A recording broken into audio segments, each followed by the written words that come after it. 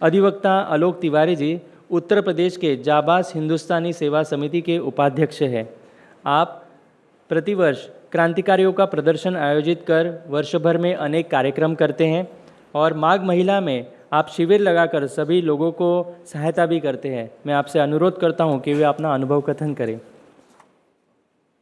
सर्वप्रथम धर्म स्थापना के भगवान श्री कृष्ण एवं समस्त देवी देवताओं के श्री चरणों में नमन करते हुए व्यासपीठ पर विराजमान समस्त सम्मानित जनों को प्रणाम करते हुए व्यासपीठ के सम्मुख विराजमान समस्त आदरणीय संतगणों और समस्त हिंदुत्व निष्ठों को नमस्कार करते हुए मैं आज अपने विषय को आरंभ करता हूँ। बहुत ही अच्छा लगा मुझे। हमारी संस्था जांबाज हिंदुस्तानी सेवा समिति है और आज मेरा विषय यहाँ पर था। मुझे नहीं पता था कि हाँ, आज हमारे प्रेरणा पुंज जिनको देखकर, जिनके वीडियोस देखकर, जिनके कार्यों को देखकर हमको प्रेरणा मिलती है, मेरे विषय के दिन उनका आगमन होगा। मेरे आदर्श, मैं उत्तर प्रदेश के प्रतापगढ़ जनपद से आता हूँ और मेरे आदर्श हैं, मेरे जैसे कई लोगों के आदर्श हैं। घोषा महल तेलंगाना के विधायक टी राजा सिंह लोध, मैं आपका बहुत बहुत स्वागत, वंदन, अभिनंदन करता हूँ। अभी कुछ दिन पहले मैं हैदराबाद गया था तो चार मीनार की तरफ भी गए थे। चार मीनार को देखकर और राजा भैया का वीडियो देखकर जिसमें चार मीनार को ढका गया है, मैंने कहा वास्तव में हिंदुत्व निष्ठ हो तो ऐसा हो। बहुत प्रेरणा प्राप्त की मैंने पूरे चार मीनार को ढक के, और जिस प्रकार का वक्तव्य आपने दिया था उसको मैं वंदन करता हूँ। हमारे पूरे प्रतापगढ़ सहित उत्तर प्रदेश में आपको लोग देख रहे हैं तेलंगाना के भावी विधायक के रूप में। ऐसा ही नायक होना चाहिए, समाज को ऐसे ही नायकों की आवश्यकता है आज। अब शुरू करता हूँ मैं अपना विषय। जांबाज हिंदुस्तानी सेवा समिति ये उत्तर प्रदेश का संगठन है और हम लोग पिछले 15 सालों से इस संगठन के माध्यम से राष्ट्र एवं धर्मपरक कार्य कर रहे हैं। हमारी संस्था का ये मानना है कि जितने भी राष्ट्रद्रोही हैं, जिनको भारत से प्रेम नहीं है, लिख लीजिए, उनको हिंदुत्व से प्रेम नहीं होगा, और जिनको हिंदुत्व से प्रेम होगा उनको हमारे राष्ट्र से भी प्रेम होगा। तो इसी भावना के साथ राष्ट्र ध्वजा और धर्म ध्वजा को अपनी संस्था के साथ जोड़ के हम लोगों ने कार्य करना प्रारंभ किया। 2016 से हम लोग प्रयाग की पावन भूमि, तीर्थराज प्रयाग की पावन भूमि पर हर वर्ष मेला लगता है। वहाँ पर उस मेले में शिविर स्थापित करते हैं और शिविर स्थापित करके समस्त आगंतुकों का 1.5 माह तक उनका प्रवास रहता है। वहाँ पर वो रहना चाहें रहें, खाना चाहें खाएं, और भी कोई प्रकल्प करना चाहें करें, उनकी सेवा करते हैं। और वो वर्ष भर के लिए हमारे जितने आयोजन होते हैं उनके लिए ऊर्जा देने का काम करता है। इसके साथ जिस जनपद से मैं आता हूँ प्रतापगढ़, वहाँ पर जो आज देश के सामने और हिंदुत्व के सामने समस्याएं हैं, जैसे लव जिहाद के मुद्दे पर हम अपनी बच्चियों को तो जागरूक नहीं कर रहे, लेकिन उनके माता पिता को ज़रूर जागरूक कर रहे हैं कि आप उन पर नज़र रखिए, वो किससे बात कर रही हैं, कहाँ जा रही हैं। विद्यालय के समय जागरूकता आ रही है, धर्मपरक कार्य हो रहे हैं, भजन कीर्तन ये सब भी हो रहा है। अभी लगभग 3 वर्ष पहले, कोरोना काल से कुछ माह पहले, एक जंगल पड़ता है प्रतापगढ़ और प्रयागराज के बीच में, गजेड़ा जंगल, विधर्मियों से घिरा हुआ जंगल है वो। और उस जंगल में ऐसी चर्चा हुई तो हमने कहा यहाँ पर एक सनातनी आस्था का केंद्र मंदिर की स्थापना होनी चाहिए। तो हमारे परम पूज्य योगी देवराहा बाबा के परम प्रिय श्री जंगल बाबा मौजूद हैं, उपस्थित हैं। उनकी अगुवाई में हम लोगों ने वहाँ पर एक मंदिर की स्थापना की, संकट मोचन बालाजी धाम। और वहाँ आज प्रतिदिन भजन कीर्तन होता है और वातावरण एकदम गुंजायमान है। अगल बगल वाले जो गलत कार्य वहाँ उस जंगल में करते थे, आज वो करना बंद कर चुके हैं। लव जिहाद के बारे में मैंने बताया, माता पिता को जागरूक कर रहे हैं हम लोग।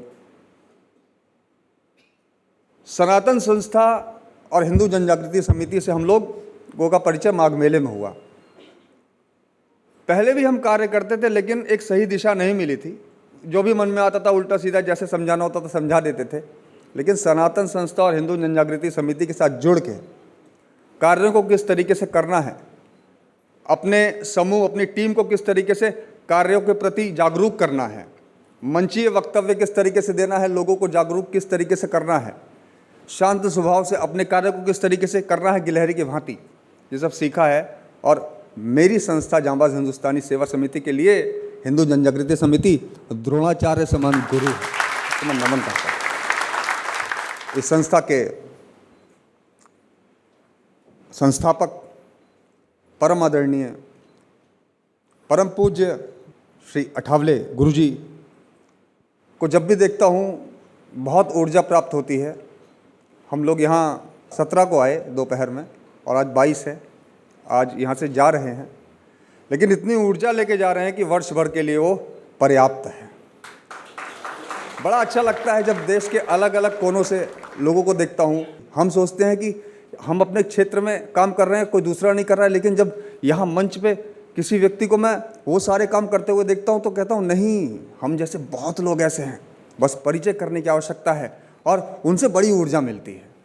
बहुत सारे काम है, अभी अचानक इतना सारा ध्यान नहीं आ रहा है। जांबाज हिंदुस्तानी सेवा समिति का फेसबुक पेज भी है, आप लोग देख सकते हैं।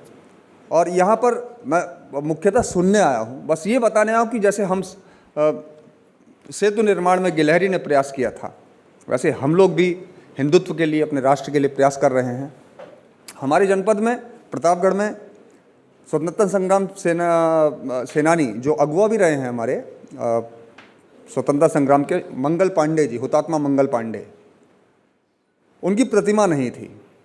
तो मैं और हमारे अध्यक्ष आलोक आज़ाद, वो दुर्भाग्यवश यहाँ उपस्थित नहीं हैं, तो हम दोनों ने सोचा कि मंगल पांडे की प्रतिमा जब हमारे जनपद में नहीं तो इसकी स्थापना की जाए। तो प्रतिमा हम लोगों ने बनवाई, उसका अनावरण भी हुआ कलेक्ट्रेट परिसर में, लेकिन किन्हीं कारणों से वो अभी तक स्थापित नहीं हो पाई। एक विधायक हमारे प्रतापगढ़ जनपद में भारतीय जनता पार्टी के हैं, धीरज ओझा जी, उनसे हमने चर्चा की कि मंगल पांडे की प्रतिमा की स्थापना करनी है। तो उन्होंने कहा हाँ आलोक जी बिल्कुल होगी, और हमसे पहले उन्होंने रानीगंज तहसील के कंपाउंड में 3-4 मंगल पांडे की प्रतिमाएं बहुत अच्छे तरीके से स्थापित करवाई। तो एक अच्छा इनिशिएटिव हम लोगों ने लिया अपने जनपद में मंगल पांडे की प्रतिमा की स्थापना करवाने का। एक बस्ती, मुसहर बस्ती जो पत्तल बनाती है, आप सब लोग जानते होंगे। जैसे कल एक यहाँ पर बंधु बोल रहे थे कि जो आदिवासी लोग हैं, जो छोटे छोटे काम करते हैं, वास्तव में हिंदुत्व की रीढ़ वही है, नींव वही है। तो ऐसे ही एक हमारे क्षेत्र में मुसहर बस्ती पड़ती है जो पत्तल बनाने का काम करती है। ऐसे एक बस्ती को गोद ले रखा है हम लोगों ने, और वहाँ पर समय समय पर हम धर्मपरक कार्य करते रहते हैं, उनको धर्म से जोड़ के रखते हैं। ऐसे अनेकों कार्य हैं जांबाज हिंदुस्तानी सेवा समिति के। माघ मेले में सांस्कृतिक प्रकोष्ठ के द्वारा धार्मिक आयोजन करवाना, व्याख्यान करवाना। अभी हमारे बीच में हमारे जांबाज हिंदुस्तानी सेवा समिति के एडवोकेट धीरेन्द्र श्रीवास्तव जी हैं। अभी कुछ दिन पहले उन्होंने अपने क्षेत्र में यहाँ पर आदरणीय रमेश शिंदे जी, हिंदू जनजागृति समिति के हैं, उनका व्याख्यान लव जिहाद को लेकर के हम लोगों ने वहाँ करवाया था। अभी आगामी दिवसों में भी हम लोग वहाँ पर इस प्रकार के व्याख्यान करवाएंगे। तो कुल मिला के ये बहुत समय कम है और बहुत सारी चीज़ें मेरे दिमाग में आ भी नहीं रही हैं। बस एक भावुक हूँ कि मेरे वक्तव्य के वक्त मेरे आदर्श पुरुष टी राजा यहाँ पर आए, बहुत अच्छा लगा मुझे। और मेरे साथ मेरी संस्था के, जैसे मैंने बताया, एडवोकेट धीरेन्द्र श्रीवास्तव, मनीष कुमार सिंह जी, विनोद कुमार मिश्र जी, परम आदरणीय देवराहा जंगल बाबा भी उपस्थित हैं यहाँ पर। तो हम सब लोग यहाँ से जो भी सीख के जा रहे हैं अपने क्षेत्र में, हम लोग उसको धरातल पे ज़रूर करने का प्रयास करेंगे। और आप सब लोगों से, जिन लोगों ने यहाँ पर मंची वक्तव्य दिया, अपने विषय में बताया, अपने संस्था के विषय में बताया, उनसे हम लोगों ने बहुत कुछ सीखा है, वो हमारे हृदय में है।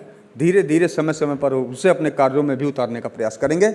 ये मैं नहीं बोल रहा हूँ, यहाँ की ऊर्जा बोल रही है कि 2024 या 2025 हिंदू राष्ट्र होगा, वैधानिक रूप से होगा।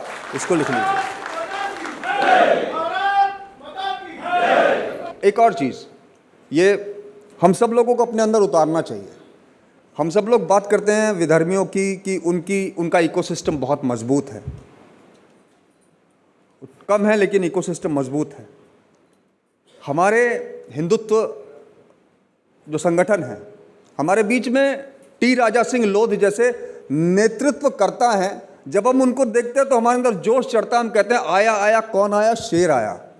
लेकिन यही टी राजा सिंह जी के साथ अभी 3-4-5 महीने पहले वहाँ तेलंगाना प्रशासन ने जो किया, उसके बाद जो उदासीनता मैंने समाज में देखी वो बहुत दुखदाई थी। लेकिन हम लोगों ने अपने क्षेत्र में इनकी रिहाई के लिए प्रदर्शन किए प्रतापगढ़ में। ऐसा हर जनपद में होना चाहिए। कन्हैया लाल की हत्या अगर होती है वहाँ पर, तो हर एक जिले में हर हिंदुत्व संगठन प्रदर्शन करे। हिम्मत नहीं होगी किसी इकोसिस्टम की हमारे ऊपर आघात करने की, लेकिन हम उदासीन हैं।